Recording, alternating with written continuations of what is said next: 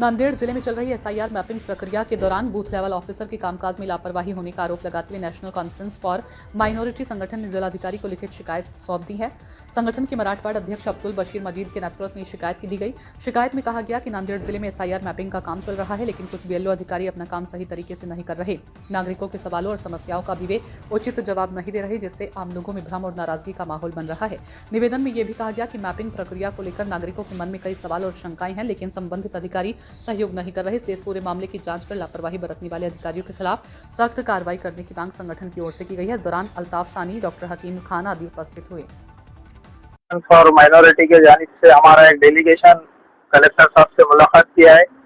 Collector साहब से मिलने का मकसद जो हमारे मुल्क में एसआईआर की जो प्रोसेस चल रहा है, स्पेशल इंटेंसिव रिवीजन जो इलेक्शन कमीशन की अंडरटेकिंग चल रहा है, और लोगों में एक डर का माहौल है कि ये मैपिंग नहीं हुई तो क्या होगा, ऐसा हो जाएगा वैसा हो जाएगा। हम नेशनल कॉन्फ्रेंस फॉर माइनॉरिटी के जानिब से कहना चाहते हैं, किसी को डरने और घबराने की जरूरत नहीं है। ये बीएलओ से हम रिक्वेस्ट कर रहे हैं कि आपका काम है, आप एक एक पर्सन के पास जाकर ये मैपिंग करिए। देखिए, रमजान का महीना है, लोग परेशान हो रहे हैं, लोग रोजा छोड़कर आपके पीछे घूमने का लोगों के पास वक्त नहीं है। आप एक गवर्नमेंट के एम्प्लॉय है, आपकी जिम्मेदारी है, आप एक एक शख्स के पास जाइए और उससे इलेक्शन कार्ड लेकर मैपिंग करिए। और हम लोगों से भी कहना चाहते हैं, किसी को डरने की जरूरत नहीं है। ये हर बार होता है, इलेक्शन से पहले प्रोसेस किया जाता है। एसआईआर कोई बहुत बड़ी चीज नहीं है, आप टेंशन मत लीजिए।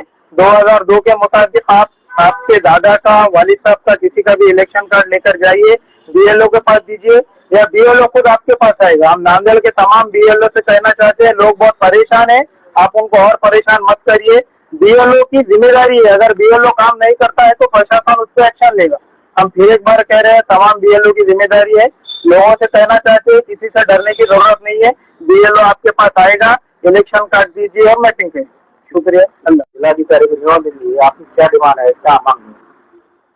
मुल्क के अंदर हुकूमत की जानिब से जो एसआईआर स्टार्ट किया गया है, 2002 की यादी के तहत जो मैपिंग का काम शुरू किया गया है, हर राज्य के अंदर ये हो रही है। उसी तर्ज पर महाराष्ट्र के अंदर भी ये एसआईआर का काम स्टार्ट हो चुका है। लेकिन एसआईआर का काम के लिए जिन बीएलओ को अपॉइंट किया गया है, वो लोगों तक रुजू नहीं हो रहे हैं और आम जनता इसको लेकर बहुत परेशान है।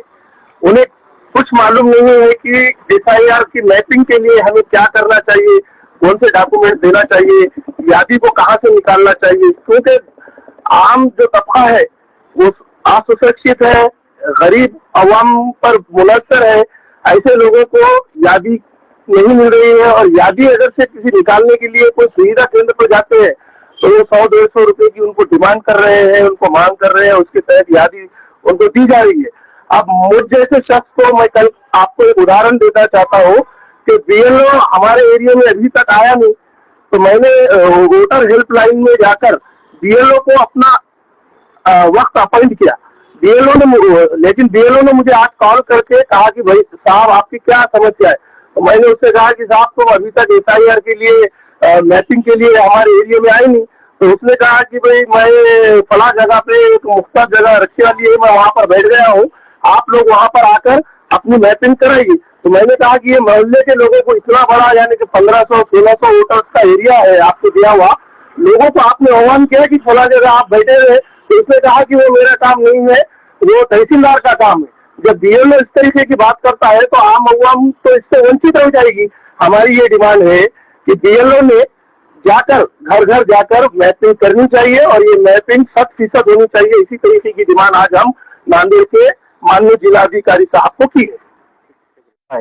त्यामध्ये सगळ्यात अगोदर जे स्टेप आहे ते मॅपिंगची, आणि मॅपिंग साठी आणि एसआयआर साठी ज्या बीएलओना अपॉइंट शासनाने केलेले आहे, त्यांची हलगर्जीपणामुळे बीएलओची त्याच्यामध्ये कसं एक प्रोसिजर एक ही आहे की 2002 मधलं जे